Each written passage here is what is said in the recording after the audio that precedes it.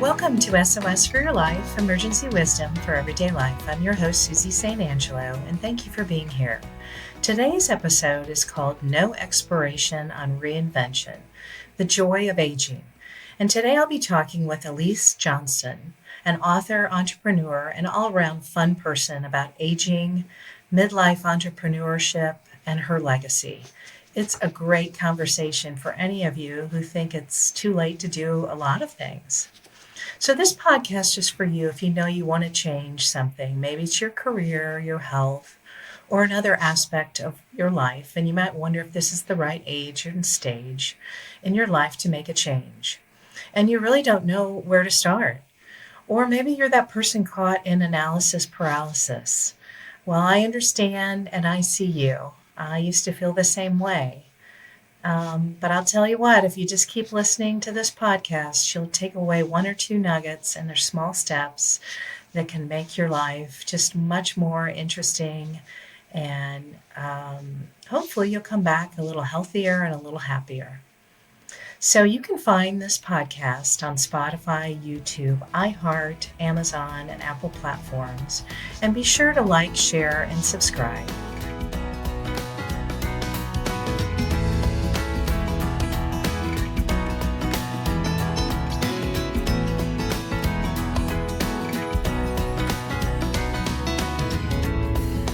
And now let's get into today's episode and meet my guest, Alese Johnston.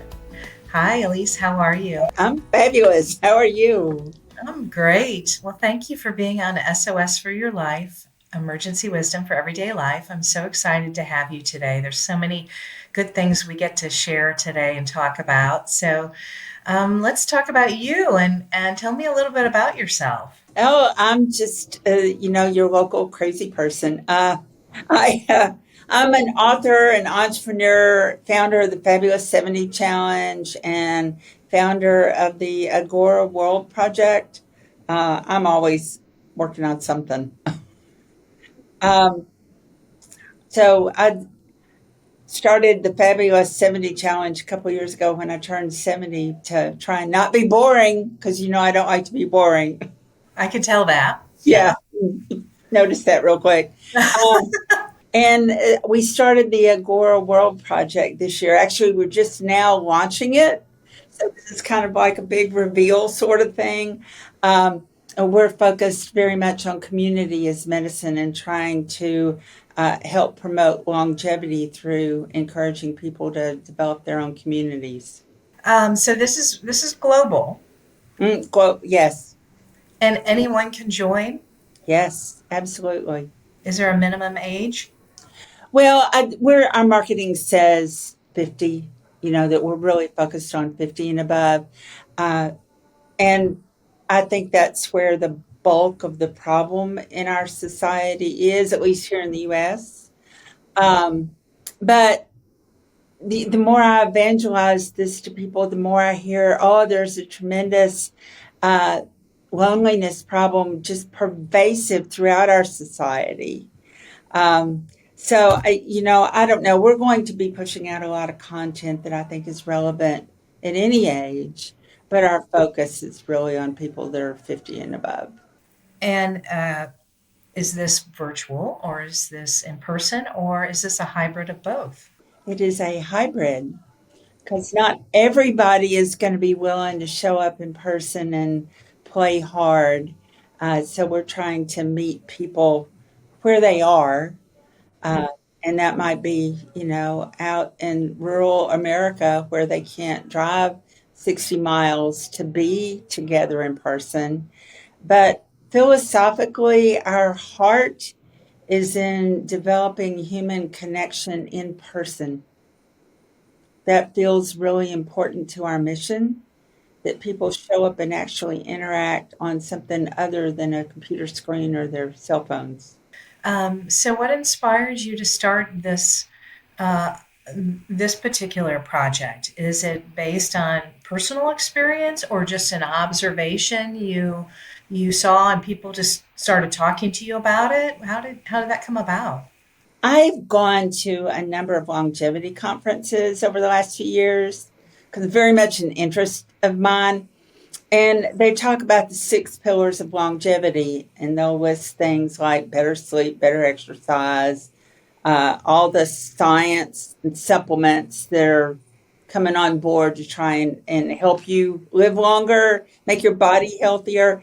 And then they'll give a nod to how important community is, but they don't, I've not heard them talk about anybody doing work that actually helps people do a better job of building their own communities, engaging with other humans. So I thought, okay, this smells like an opportunity to me.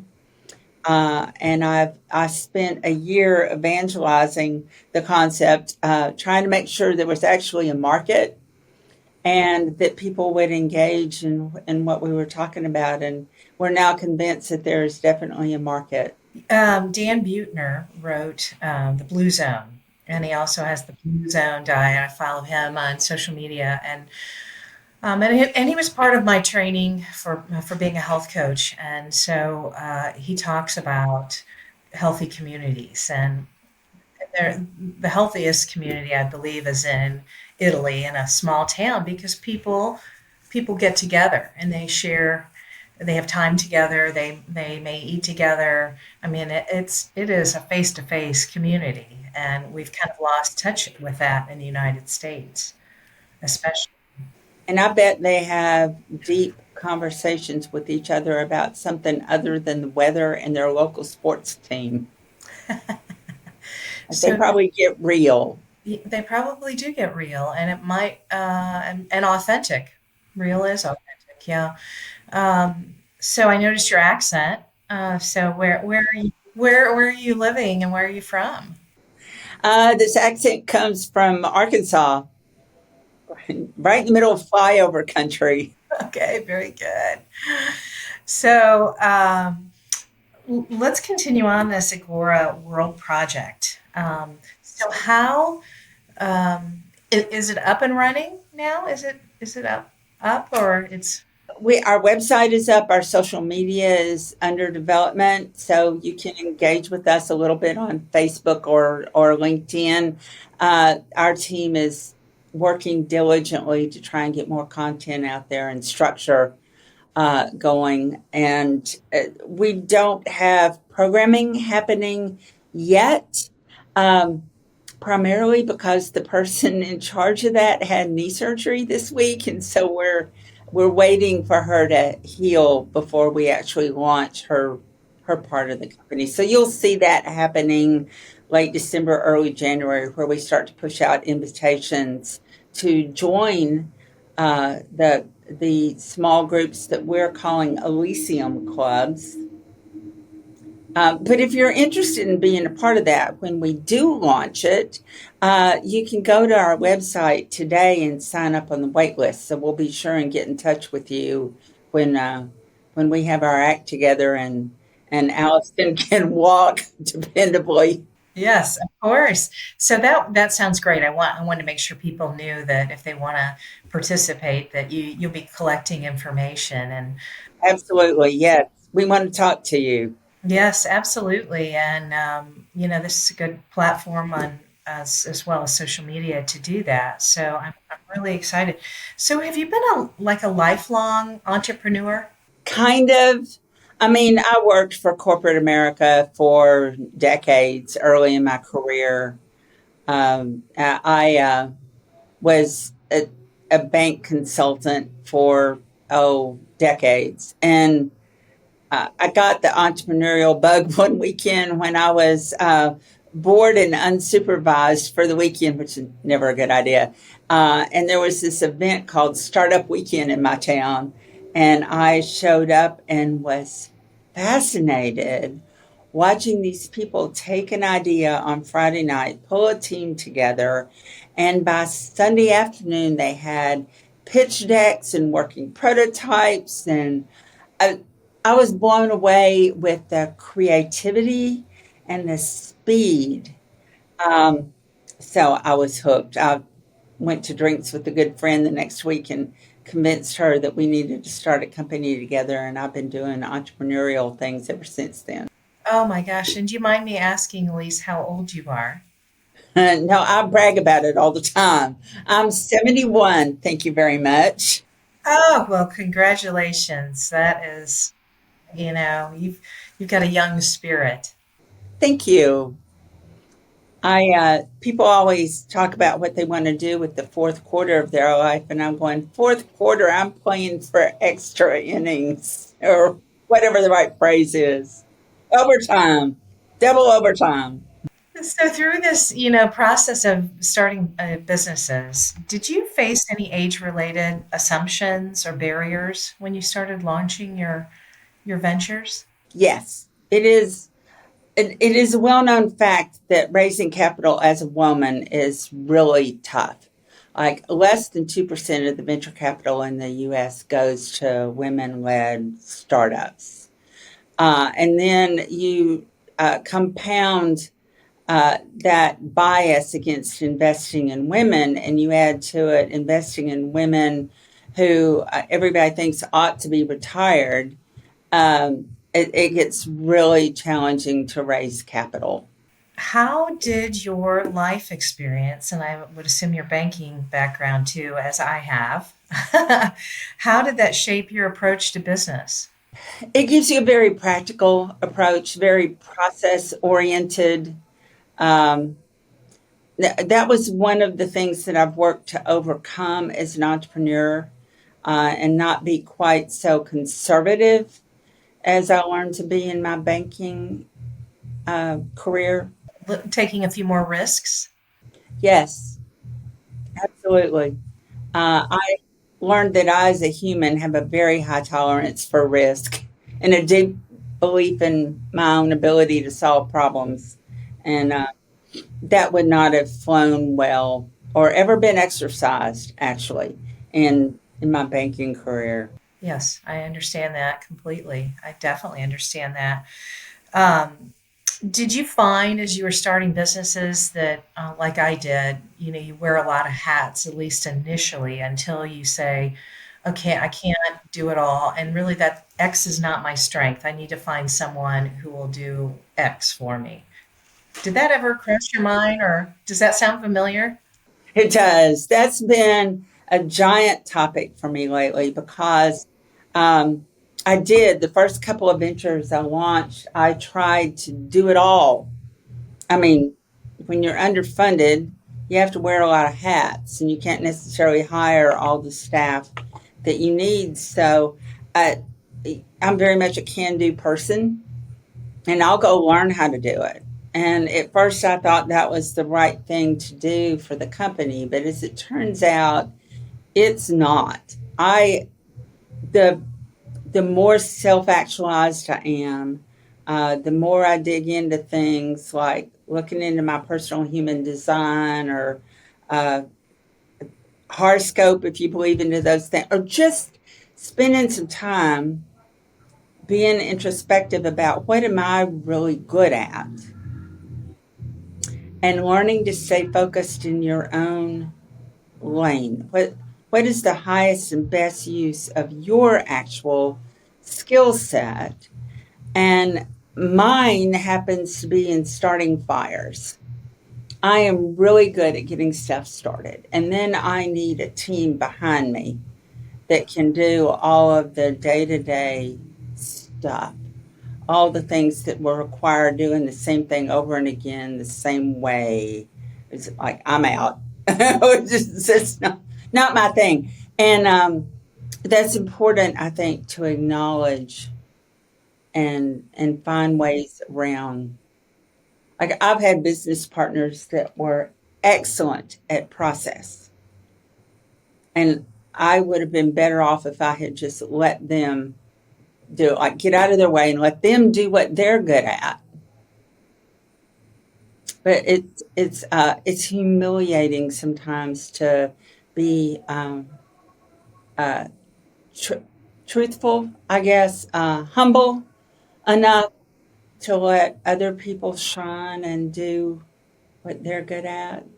It's a growth journey, Susie. It is a growth journey, and I know that from managing people in banking centers. I know that from having an assistant as a private banker who, you know, and I view that as we're all one big team, and hopefully that our values align, and that you know she or he's going to be a best representation of us as a team, and that doesn't always happen, and there's disappointment, and my bar's high. So, you factor a bunch of those things, and I understand what you're saying because I also think that some things come with age and experience, whereas someone who maybe is in their 20s and has this great hot idea for a business, and I see this with even businesses that have been really successful. They've had a young leader that really hasn't had a lot of life experiences and had the opportunity to grow their skills, where we've had a number of years to perfect our skills and to form a network of people and to live with failure and start up again, or live with struggles and persevere. So I know that a number of people who are going to listen are going to come from all ages, but I think our age is a wonderful thing, especially as we do start new things. And I think, if you had any advice for someone who wants to start something later in life, what would that be? Oh gosh, just go do it.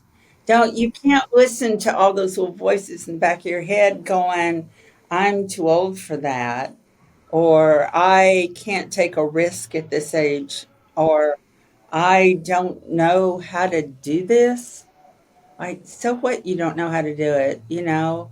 There are books, there's AI. There in this age of AI, there is no excuse for not just jumping in and doing it, because of all you can write all kinds of code, you can get project plans and strategies written. It's like, just sign up for an AI subscription and learn how to use it and go figure out what it is you want to change about the world, and find some people that want to join you, because you'll go a lot further with a good team that is fired up about your idea.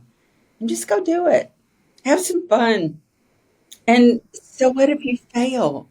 So I think we in this society, I can get on a big soapbox about this. In this society, we think like failure is terminal, and it's not. It's just a learning process. So what if you fail? Every entrepreneur I know has closed up a whole handful of companies before they hit their moonshot. Michael Jordan took a lot of free throw shots till he got really good at them, and so you just keep taking that next right step and keep at it, and don't worry about what other people think either. I think that's another thing that people worry. If I fail, I'm people are going to see that and it's going to be a big deal, and honestly I don't think people are that interested. um, they're living in their little worlds, and back to the point of that's why we need more community. And I think even with community in a business, that is so important to be able to bounce ideas off of one another and to collaborate, which is a big word now, but it's so true. And I've found I'm so much happier when I work with a group of people than when I try to figure something out by myself. Oh, that's so true, Susie. I in my younger years wanted to try and impress you with how smart I was. Oh, that's heavy and boring. And now I never want to be the smartest person in the room, and I have zero interest in trying to prove to you how much I know. Like, I don't care. I'm much more interested in what you know and how we can do something together. And I just don't need to be the superstar. I think that's a gift of being older. I think that is a gift. In fact, my late father always used to say, surround yourself with people who are smarter than you. And really that elevates your game. It makes you curious. And it goes back to that point of allowing other people to shine in the area where they're their best. So it's not feeling jealous or threatened by them. But if that's the attitude, then it's not going to work, and it's not the right environment, because it's always going to be fraught with some sort of competition or envy, or something where it's going to stop that positive progression. I have kind of lost my interest in being envious or jealous of other people. I figure if it's meant for me, it'll come to me, and I would rather spend my time lifting other people up and helping them be successful. And the universe will take care of me. You're right. You're absolutely right. So, can we talk about aging with grace and joy? Sure. Have you? Have you aged with grace and joy? I'm not real graceful, but I have a lot of joy in my life. Um, I, it's just a commitment you make to yourself to experience joy.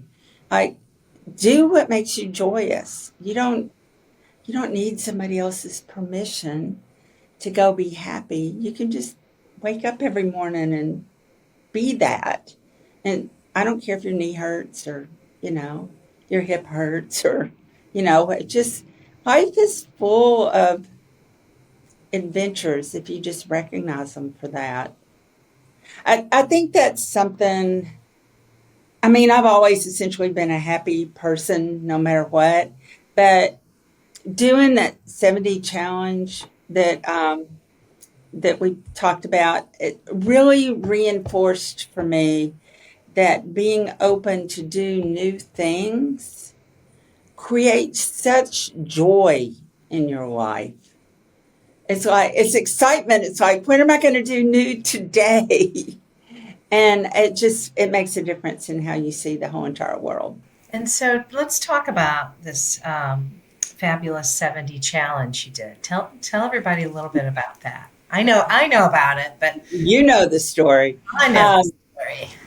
I was sitting on the couch one Sunday morning reading the Wall Street Journal a couple weeks before my 70th birthday, and read this article by one of the writers of The Simpsons, interestingly enough, um, where he was talking about he had realized that he was telling his friends the same story all the time, and no, he didn't have Alzheimer's. He was just boring. And so he decided that if he set a goal for himself to do 60 new things, his 60th trip around the sun, that he would then have more stories to tell his friends and he wouldn't be boring anymore. So he did that. And I thought, all right, game on, brother. So when I turned 70, a couple weeks later, I made this declaration to any of my friends who would stand still long enough that I was going to do 70 new things before my next birthday. And some of them rolled their eyes and some of them said, oh, we got to see this. Because, they're only 52 weeks a year. So some weeks you got to do two new things. Um, and I've not been particularly boring throughout my life. So it was a little bit of a challenge to come up with, 70 new things that I had honestly never done before. But I made a spreadsheet because, that's how I run my life. And then I realized how important accountability is to me, to actually get something done and not bail out halfway through. Um, so I started a website as part of accountability for this, wherein I blogged about each of my new adventures, and that forcing myself to write about it was part of the fun, actually. So it kind of became a thing. It's like friends would stop me and go, "Okay, what have you done new this week?" And then they would share their stories with me. Like they would tell me all about the new things they had done. And that became part of the joy of the whole experience, was to know that other people were going out and doing new things and challenging themselves. And that made me super happy. And I heard some good stories. So Oh, I'm sure. I'm sure it's mutual. Well, what I'm hearing from you too is it doesn't matter what age, and you can be happy at any age. You don't have to say, well, life ends when I am at X age and I'm going to just sit in front of a TV and read a book and volunteer. You can have a happy, productive life. And there's nothing wrong with that. I'm not saying there is, but I hear too many people that don't really have a plan as they get older. Some say they want to travel more, which is great while you have the mobility to do that. But there's always something, me in my mind, trying to keep me active and to keep me motivated and challenged because I think my brain is so much a part of my health, my mental, my physical health, you know. And truth be told, I think, when you put it out there to the universe, people are like, I can do that too. You're inspiring other people. That's what I was hearing from you, that other people not only were curious about you, but that they themselves were taking on some new things too, which I love. I do too. That's become more important to me than new adventures for myself. Yeah, I would think that would be the case. And so, have you received any unexpected gifts as a part of growing older? You mean like the flying lesson a friend bought for me? That kind of Well, gift, yeah, that's quite the gift. wasn't it? um, I I go to OsteoStrong every week to try and make sure I keep my bone density up, and have made friends with the owner there. And one afternoon, I walked in, and he knew all about this 70 challenge, uh, and he handed me this envelope and said, "Here, this is my contribution to the cause." And I opened up, and it was a ticket for a flying lesson, which is something I had never done before. And I thought, oh, I'm liking this, That's the universe. right? Yes. Yeah, And the lesson itself was a lot of fun. good. Anything that you did during those 70 things that you go, no, no, not again. I'm glad I tried it, but not again. So I've always thought oysters were disgusting. Um, and I still do. I, uh, I made myself eat one night. I went to a local dive bar called the Oyster Bar, which great music and really good food. But I have never once eaten an oyster while I was there. So the friend I went with ordered some, and I thought, okay, I need something new to write about this week. Here it goes. So I ate the thing, and no, I will not do it again. Thank you very much. But now I can say I've done it. Hmm.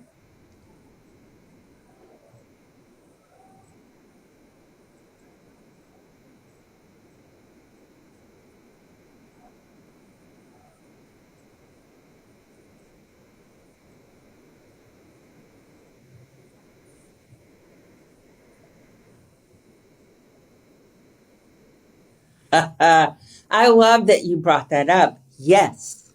The answer is wholehearted yes. It has become a way of life. And like even my daughter wants to hold me accountable for continuing to do new things. She says I'm not allowed to stop. Uh, bless her heart. And I continue to write about them. And I don't necessarily get it done twice a week like I was doing for a while, but especially if there's a good story to be told, I'll still post it on my blog. And I started a Facebook group a couple of weeks ago to encourage other people to come share their stories. So I want to hear about what other people are doing that they've never done before. So it's the Fabulous 70 community. And it doesn't really matter if you're 70. I mean, that's kind of how this started, but it's more about just challenging yourself to live life fully and go experience new things. So, what advice would you give to someone who fears aging? I want to just say don't. Um, I want to stand on my head and stomp my feet and go, that's not the right attitude. I'm sure that's not helpful. Attitude has a lot to do with it. It does. I um, I think my big advice is don't listen to society's narrative about what aging is supposed to be. I don't like the words should and supposed to. I've become a little allergic to them. I don't know where all these societal expectations came from. So, my advice is don't listen to the expectations, define your own story. What do you want your story to be? And it doesn't have to be mine. I mean, that's my jam. You get to write your own. But what brings you joy? Like, spend some time with that and then go do it. You know, I've written several times about the fact that before I set this challenge for myself, I was always saying, I want to do X, Y, and Z someday. And I'll go, but I don't have time right now. I don't have money right now. I don't have somebody to do it with right now. Like, you know, not dating anybody. I can't go on this trip, you know. And I realized by forcing myself to do all these new things, I swept aside the roadblocks. I would allocate money. I would allocate time. I would go do it by myself if I wasn't seeing somebody at the moment. And it makes you look at life differently. It becomes a mission to go have fun. And I think we're too wrapped up in this society about not having fun, like we don't make it a priority. We're not supposed to. We're supposed to, no pain, no gain is what I remember growing up with. Oh, right, right. I don't embrace pain. It's not my jam. No, no, I can tell that.